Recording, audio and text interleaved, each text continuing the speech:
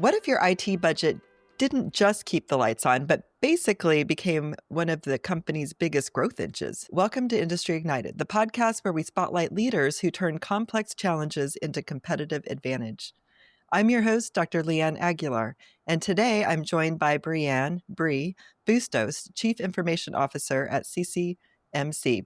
Bri is a seasoned IT executive known for scaling infrastructure, leading cybersecurity programs, and aligning technology with business value across PE-backed environments, M&A integrations, and enterprise SaaS rollouts. She's also an outdoor entrepreneur, teaching women's mountain biking and leading backcountry ski adventures in Colorado. Bri, welcome to the show. Thank you, Leanne, for having me. I'm happy to be here. I'm excited to learn all about your adventures today. We talked a little bit about everything you have going on before the show. And I know you've mentioned that you said you fell into IT. What was the moment you realized this could be your life's work, not just a college internship? I did. Definitely, IT found me. I did not find it. And that moment came on the very first day as a college intern. I was working for the IT director of a large energy firm, and he simply said, "Here, go set up your computer." And I'm going to age myself a little bit here, but he handed me an NT4 disk and said, "Have at it." And I had never done anything like that before. I was not in college for computer science or anything of that nature at that point. But as I worked through the process, I just realized how much I really enjoyed it. So what initially felt really intimidating for me at that time quickly became an exciting intellectual challenge. And by the time that computer was up and running, I was completely hooked. So solving something complex and creating something functional, it was just incredibly rewarding for me. And I knew from that day on, IT was it. Yeah. It's amazing how that happens sometimes. I know it's like something finds you. And it's like me with marketing. I hadn't even really considered marketing. It's like I didn't even know what it was really. And you find yourself into like you had mentioned, you're thrown into a situation like, oh, this is super cool. And now, it becomes a career. Two decades into energy and then into archaeology and now property management. What carried across industries and what didn't? I would say that was one of my biggest fears when deciding to change industries, especially after 20 years in energy. I was really worried that my skill set wouldn't translate. And what I found out was the technology carried over, but the terminology didn't. So the tools translated, but the peoples and processes took patience to learn. And so what I quickly discovered is that technology is transferable. The technical foundation, the infrastructure, the cybersecurity, the data management, even the policies and some of those processes, those all carried over pretty seamlessly. But what didn't translate easily for me were the business processes. Each industry has its own language and priorities. So success depended on deep diving into the business and understanding how it worked so that I could ensure technology mapped directly to its processes and goals. And that's what drives that meaningful impact across each industry. Yeah. And so when you entered a new industry, what would be your approach? How would you go about learning the jargon and the, Sure. important data points even, right? Absolutely. So when moving into a new industry, I've done it now twice. I think speed matters, but so does depth.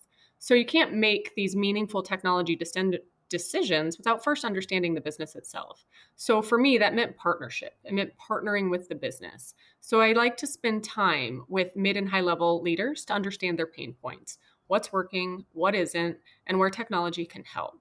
And then one of those key questions that I like to ask is who on your team has the most complaints? Those are often the people who see where the real friction points and are willing to discuss it. But that doesn't mean you have to kind of forget the quiet workers who see issues but may not feel comfortable speaking with it. So I think there's a balance in talking to as many team members as possible during kind of initial meetings and spin up really in those first couple weeks that I take on a role. And then by the second week, those conversations start revealing patterns. And those patterns are what you can build on, from business process to pain points to really start integrating the technology changes into some of those business processes and facilitating that change. It really comes down to curiosity. It's how you make informed, impactful decisions quickly. And then the final piece of it is your team matters. In those first few weeks, I'm also evaluating whether we have the right people and skills to deliver on the technology solutions that we've discovered through there. So I think for me, curiosity builds trust, but that trust builds speed. Yeah. I like that a lot, right? And talking to everybody on the team and really learning, what their issues are and how you can best support them in their roles and their functions. And like you said, developing those relationships, I think early on can really help facilitate And that. communication. Mhm. I like to say communication times 10. And that goes both ways. The more you communicate with your team members, the more they feel willing to come back and communicate with you. Yeah. Now, what's one leadership lesson you took from small company ownership, PE environments that you still use as a CIO today? I would say that the biggest leadership lesson that I've taken from the smaller, fast moving environments is the absolute importance of partnership with business. And that's especially true with my role here at CCMC. So, in that environment and all these environments, really, in any organization, there's no room for silos. And I think historically that's been an issue where technology has been siloed from the business. But technology can't operate as a separate function anymore. So success depends on how well you collaborate with the business to solve problems, not just deliver technical solutions. So that experience alone has helped shape how I lead today. IT should be a strategic partner, and we should be continuing to strive for that. Really deeply integrating into business conversations, driving innovation, efficiency, and organizational strength. So when technology and business leaders are aligned, you're not just implementing systems, you're enabling that transformation that really all businesses need at this point. So the spirit of collaboration and shared accountability is what makes the technology truly impactful. Yeah. So I guess it would start with strategy then, making sure you're all on the same page. And then, like you said, it's constant communication throughout the process. Now you're modernizing the CCMC's stack and resident facing experience. What must be true in the foundation before any AI or advanced automation can succeed? Oh, I love this question because we live it all day, every day at this point. I would say, without question, the foundation has to be strong. And with that starts data. And data is the bedrock of any advanced initiative. So I like to think of it as the data architecture and, as your house, the structural integrity that supports everything that we're building. So if that architecture isn't sound, then nothing advanced on top of it will hold. So, and the simple truth, and this has been through every really technology rollout forever, bad data in means bad data out. So if that foundational data layer isn't clean, consistent, and well governed, every AI tool that we're trying to do, every automation initiative that we're trying to get through is going to struggle to deliver those meaningful results that we really need to continue to be impactful. So here at CCMC, as we're modernizing the tech stack and reviewing data across more than 260 different communities, that's 260 different data sets, Wow. 260 different really unique businesses. It's the perfect time to clean up that data. It's perfect time to refine our business processes and ensure governance and quality controls in place. Because when that foundation is solid, the AI is powerful. It's not risky any longer, and because it's built on data you can trust. So when you have that trustworthy data, it doesn't just become a buzzword anymore. It starts to become that real world innovation that we are all striving for. So once you trust the data, all the rest of it kind of falls into place. Yeah. And that's an important point. Like, as you mentioned, that a company is only as good as its data. So how do you tackle data quality and governance so modernization actually moves the needle? Right. So I think, as I mentioned earlier, this modernization effort that we're doing now is the perfect opportunity to strengthen those foundations. So we just historically, we've been on our current ERP system for only 3 years, which is both good and bad, but it was implemented very, very quickly to meet those immediate needs. But we didn't necessarily have the functions or the business processes in place to ensure that data validation and that data integrity. So now, as we're laying on those new functionalities, we're reinforcing the structure to ensure the proper governance and quality controls. So we're establishing clear data ownership and accountability. We're defining the standards for accuracy, and we're embedding data cleanup, validation, and auditing into every single one of these modernization projects we're doing. So the goal is simple. When we're modernizing, we're not just upgrading the technology, we're improving the reliability of the information that drives those decisions. Okay. And you mentioned there are like 260 different We have so the way that properties. CCMC works, CCMC itself is a what we consider a large scale property management firm. So we manage large scale HOAs. So those are communities that have more than 1,000 homes and have really unique needs. So they have on site property managers. So we have a handful of communities that have up to 20,000 homes. Like these are almost small cities. And Wow. so they have an entire infrastructure of people that work there, from pool attendants all the way to community managers, communications folks, T folks. They all sit on site and help these communities function. And so each one of those, and HOAs are nonprofits. So the nonprofit itself is there to manage the money, the financials. Well, we come in and layer on top of that and help them manage all of that with our own people, time, technology, and resources. So it is 260 very unique, different Wow. nonprofits that we manage. Yeah, so I would say, I mean, so some of the data is going to overlap and be consistent and the Mhm. same, and others you're going to have to, Completely customize and unique. work in. Yeah, it's going to be unique. So how do you go about that? And so right now, one of our biggest modernization initiatives that we're doing is we're creating a new experience for our residents and our community members and our board members so that they have one pane of glass to log in, to look at their financials for the board members and our community managers. And our residents have one place to log in to pay their bill, to see what the community pool hours, to get their, what are their paint colors, just kind of common questions that come up. And then all the way to the more advanced where they, pickleball courts and they can reserve the court. Or we've got a lot of active adult communities, which is wonderful because some of these communities have over 200 clubs. And so they can log in to an app or a web page, whatever they feel most comfortable with. Or if they still don't feel comfortable with computers, they can call one of our community managers and they can get access to all those different clubs and activities and amenities, and getting that all from one pane of glass. So every single one of those is unique and different Hmm. based on the community's needs. So we go in and we attack it project by project. And so it's not Okay. just IT. We also work directly with our business. So we have got a VP of resident experience. And so we're partnering directly with those operations teams as well to ensure that we're hearing those voices. And the operations teams, the teams that live it every single day, are making sure that they're communicating back to us those needs. And so it's a 100% collaborative effort from Right. all the way from the residents all back to the back office and IT. Okay, that's super fun, it sounds It like. is. It A lot really of is. fun. Yes. It's a Yeah. lot of moving Yeah. parts. But it was a lot of Yeah. fun. And those are like, so we're talking about all the inputs. What about the outputs on the other side? Let's say like the metrics and the information that you're wanting to collect to inform the properties going forward to make decisions. What kind of things are you collecting or putting into place to A inform? lot of times those are similar. The same reports need to be spit out, a P&L report, a financials report, things like that. We're trying to put those at the fingertips of the boards that have to make these decisions quickly. And so a big piece of that is also our data initiative, data cleanup initiative. We want to ensure that our community financial teams are able to create those reports quickly, place them on our experience so that our board members can get in there and take the questions, take the answers, get the data that they need. Yeah. Yeah. It's running a business. There's similar budgeting financial reports that every single business needs to see to make decisions. Right. Yeah. That's a really, really good point. Yeah. Because they are making decisions. It is a business and it Yeah. just, right. Yeah. Now, cybersecurity in a mid-sized, highly distributed organization is, something to consider. What controls and operating rhythms give you the best risk reduction per dollar?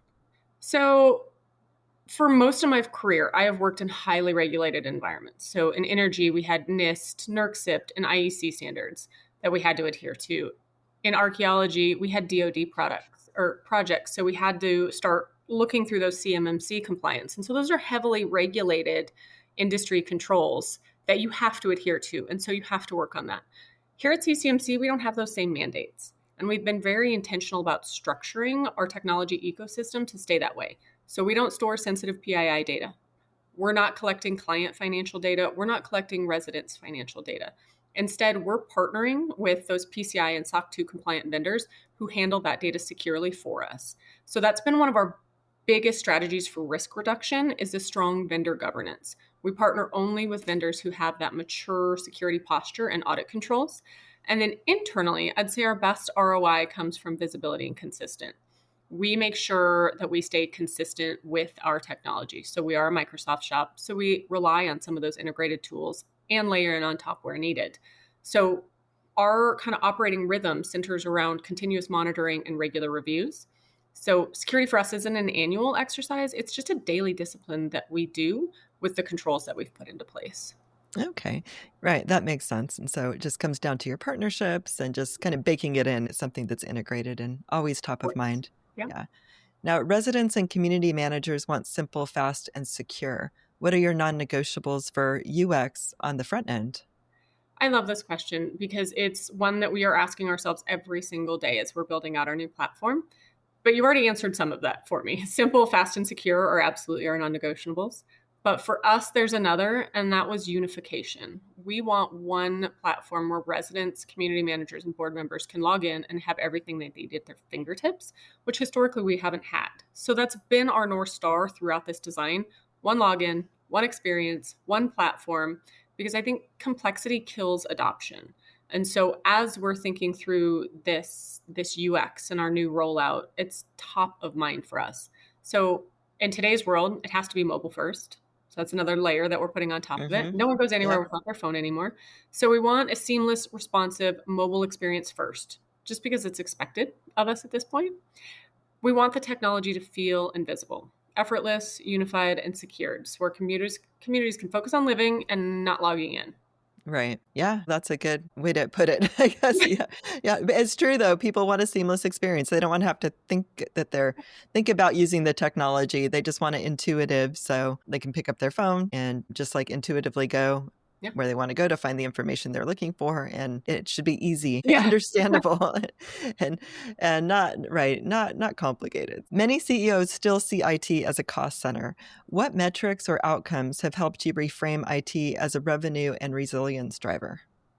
If I'm being completely honest, I don't think I've crossed that golden bridge quite yet, but I'd say we're getting there. I think the first step is alignment. When technology supports business goals and enhances the customer experience, it stops being a cost and starts being a growth driver. And so one of the key metrics that we're tracking would be adoption rate. It's how well are residents and teams engaging with the new tools and the new processes that we're rolling out, because high adoption means creating value and efficiency. But we also track responsiveness. And this one's a big one for us as well, because we are highly customer service driven. So how quickly can we resolve issues and deliver new solutions? And that agility directly translates into operational strength. So over time, I think those metrics evolve into a business impact where we can get there, but we're still working on it. Yeah. And so are you integrating AI into the platform? So we are, but I think my CEO is wonderful, and she was the one who put the brakes on it and said, hey, we're not ready. Our data's not ready, and we want to make sure that we have that foundation set before we start layering on. I want your focus on this piece, and then we can start doing AI. And so bless her for that. But us being technology folks, we are absolutely building AI into our platform. I think we cannot not do it. So it's certainly not our priority as we're thinking through the project plan and the rollouts and the roadmaps, but it is definitely baked in. Right, baked in, and or at least where it's could be easily expanded into AI. Right. What do you see the benefits of AI? What is it going to provide? So I think for us, our kind of like biggest low risk AI initiative is going to be the use of AI, like AI driven assistants. So chatbots for our residents in the resident experience, and then AI assistants for our community managers. So AI chatbots for just quick things, right? Like you want to log into your app or your website and say, what are my paint colors? And that gives you the approved paint colors for your community, but also gives you a link to where you can buy them. Say you can get them at Sherwin-Williams, Home, whatever. Cool. Right. Yeah. So we can start baking some of that into it. So it just makes it easy to make that seamless experience for somebody.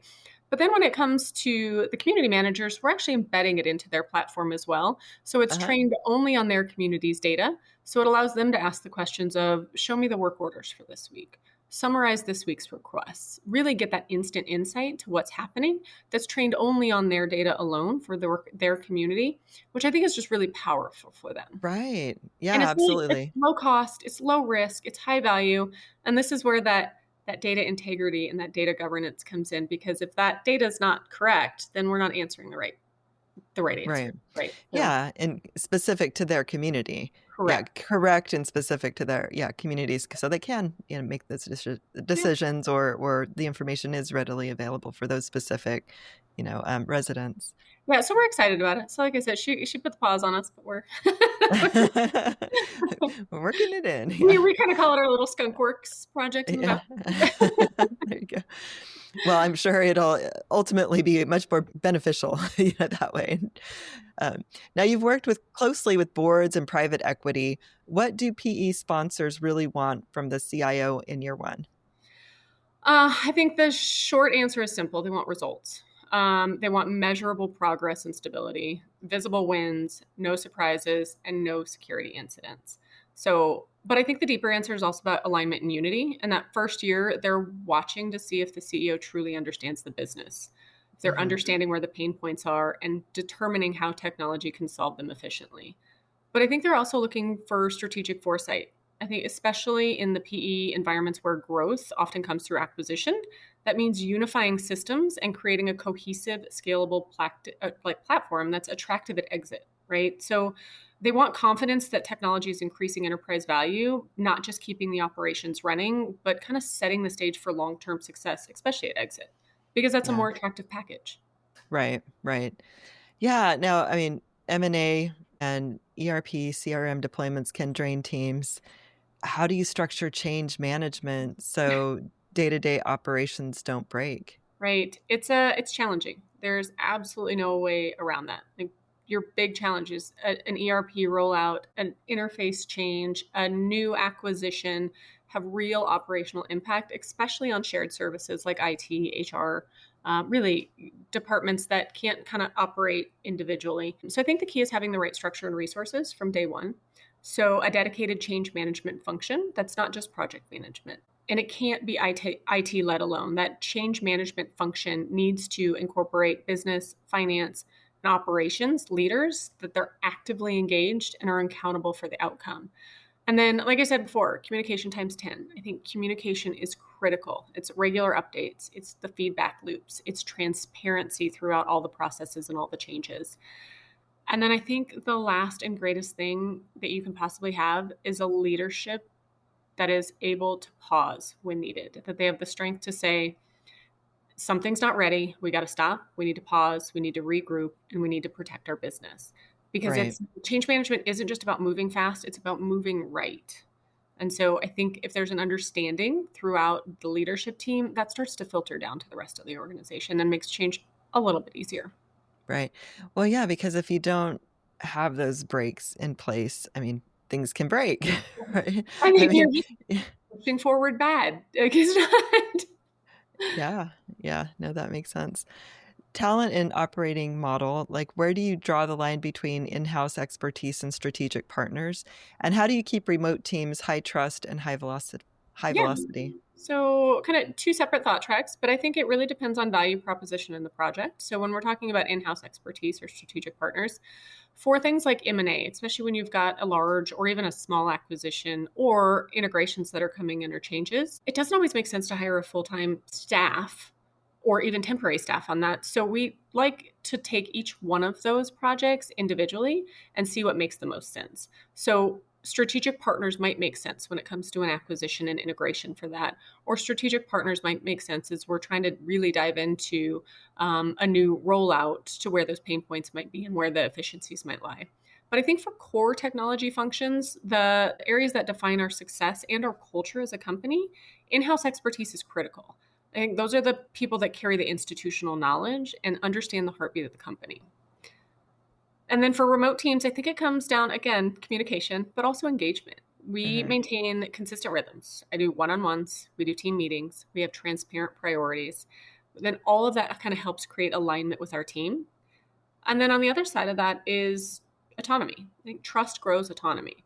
So giving people ownership without micromanaging them, and we're just understanding when communication is strong and everyone knows the why, teams stay in high trust and high velocity no matter where they're located. Mm-hmm. Right. Are most of your team members remote? Do you work mostly in a remote? I work remote. So Yeah. all of my team members are remote for me. But we are pretty spread about. Yep. Uh-huh. I would say that we do have our highest presence in our corporate office in Scottsdale. But I don't want to limit myself or my team to a location. If the best talent that we're going to get is remote, I want to make sure that we're offering that. Right.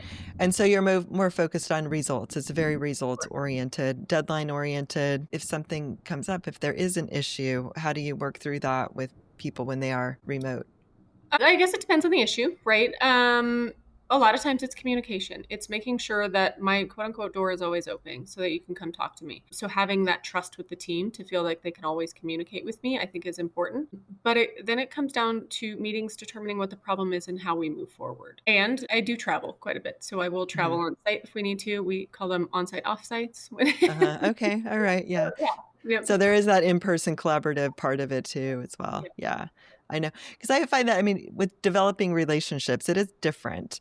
I mean, remote versus in person. There's so much more, I mean, more layers of depth that you can get communication-wise Right. in person. So at least establishing that at some point, right? That Right. in-person Right. relationship does, I think, go further in And developing. Yeah. I'd advocate for kind of that hybrid work environment as well, because like you said, there you get to see the intricacies of people when you work directly with them on site. But then working remotely, you get that more dedicated solo time to be able to focus on your work as well. Right. Absolutely. Yeah, that makes sense. And so we spoke a little bit about IT and AI in the IT and the systems development before. What does an AI ready checklist look like for a mid-market organization like data security skills policy? Yeah. So I would say for mid-market, the checklist comes down to the foundations. And of course, we're going to start out with data. It has to be clean, well-governed, and secure. If the data layer isn't sound, any AI initiative is going to struggle. We've already talked about that a little bit. But I think the second would be security and infrastructure. You need the right infrastructure, integrations, and access controls to support AI safely. And then we get into skills and enablement. Like we have to train your people as much as you train your AI. Employees need to know how to use the AI tools effectively and responsibly and ethically. And then Right. finally, governance and policy, establishing clear guidelines on ethical considerations, usage, security, and accountability. Because when you're combining that strong data or secure infrastructure, strong data, skilled users, and governance, that's when you get that full foundation where AI can thrive. Yeah. So what does training look like in an environment that is so quickly changing? Yeah. I mean, how do you keep up on that? Well, technology tools. A lot of times we do use learning management tools. We do use kind of touch points in a lot of areas. So either quick tips on our weekly framework emails that go out, or how-to guides into a Teams channel, or sent out monthly during cybersecurity awareness training, things of that nature. I think there's lots of areas where you can start to kind of just poke and get little information, little nuggets out there, plant seeds. Yeah. And then kind of self-service from there. Yeah, right. I mean, there are just so many options and they all Yeah. have their pros and cons and Yeah. it's like now women are still underrepresented in IT leadership. What pragmatic advice would you give to a woman aiming for the CIO seat? Sure. This one's very, very close to my heart. My biggest advice is simple. Don't stop. I think this path takes grit, resilience, and a belief in your own ability. And so keep learning, keep growing, keep trusting your intuition, and keep asking for what you've earned. Like if you want the seat, say it out loud and don't wait for permission. And I think the other big piece is networking. I think it's very easy to get so busy leading or so busy in our day to day work that you stop showing up. And I think those connections matter. There are so many lunch and learns out there, or evening kind of cocktails to learn about a new technology, or podcasts you can go listen to. And so my advice is really build your network. Before joining CCMC, I was actually on what I called a planned, unplanned sabbatical. And I had about 6 months where I wasn't working, and it was wonderful. And during that time, that really gave me the space to attend events again, to reconnect Hmm. with my peers, and rediscover just how powerful that visibility can be. And so it was one of those like, oh, I can't stop doing this either at this Yeah. point. And so build your network, find your advocates, and show up. It's like even when it's inconvenient, like you just have to make it happen. And because I think every connection matters. And then lastly, when you do get that seat, hold that door open for the women coming behind you. Yeah. Yeah. I love that. Do you mentor at all? I really haven't had the chance to. And primarily, and this is something that kind of keeps me up at night, is that there's still not a whole lot of women in IT. And so trying to find those avenues to mentor is one of those things that I'm thinking about. Like, how can I better get to that place? Hmm. Yeah. And I mean, talking about networking, especially when you're working virtually, what would advice be on how to develop that network of So I think connections? that's where you find them in your local resources, right? Hmm. Here in Denver alone, I'd say at least once a week. And you can find them on LinkedIn. There is a IT or a CIO meeting or an industry event, or Colorado Technology Association is wonderful here in Colorado. Find your state resources that have those connections that you can go find and just start attending. And you'd be surprised how many people will continue that conversation with you. Right. Very cool. And that is good advice. I mean, especially coming out of COVID, I think so many people just kind of went into their shell and Yeah. then, stopped networking and stuff.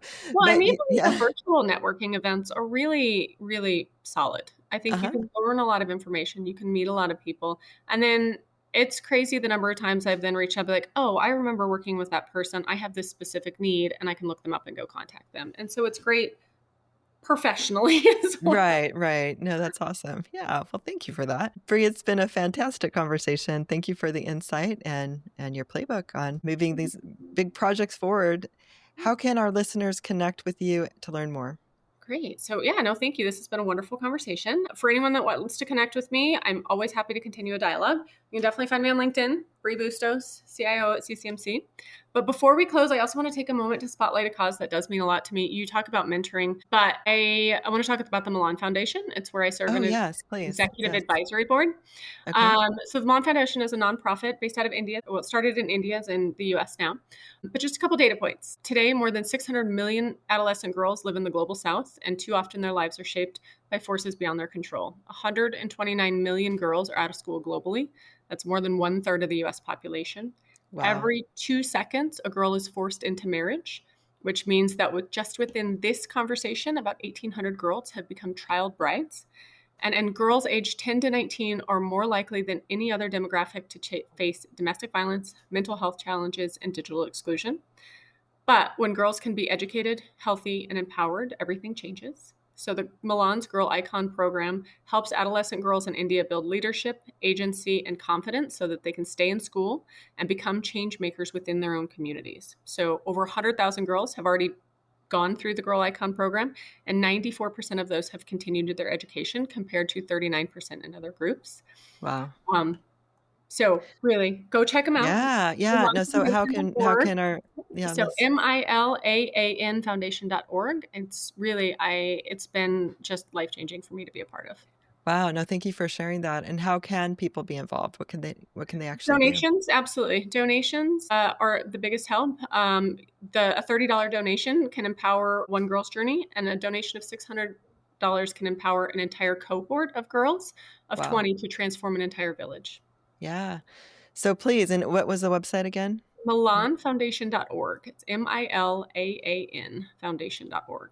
All right. Well, Bri, well, thank you for sharing that. No, I will definitely check that out. That's close to my heart as well. I used to be involved in an organization as a board member for many years who was doing something similarly, and then they kind of changed direction. But yeah, thank you for sharing that. Of course. And for our listeners, if you found today's conversation valuable, please follow and subscribe to Industry Ignited. And until next time, stay bold, stay curious, and keep igniting industry.